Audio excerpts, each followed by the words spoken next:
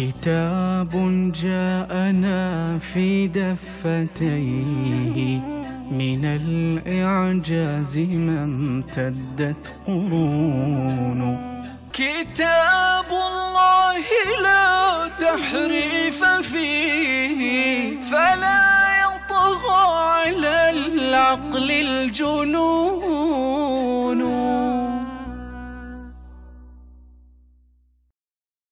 من الأسئلة المحيرة التي لا تجد فيها جوابا شافيا في دين الشيعة يروي ظمأك: لماذا الإمامة في أبناء الحسين دون أبناء الحسن، مع أن كلاهما معصوم، أبوهما علي، أمهما فاطمة، جدهما النبي صلى الله عليه وسلم، فلماذا الولاية في أبناء الحسين دون أبناء الحسن؟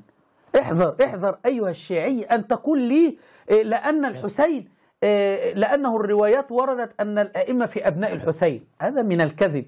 لو كانت روايات صحيحة ما اختلف أبناء الأئمة، وما بعد كل ما إمام يموت تخرج فرقة جديدة. حتى عبد الله بن جعفر الصادق طالب بالإمامة لنفسه، فلا يوجد شيء اسمه الروايات تدل على أن الأئمة من أبناء الحسين.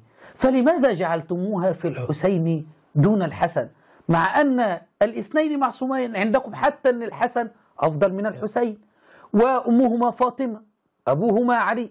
بماذا ميزتم الحسين عن الحسن في الإمامة يا عقلاء الشيعة؟ ها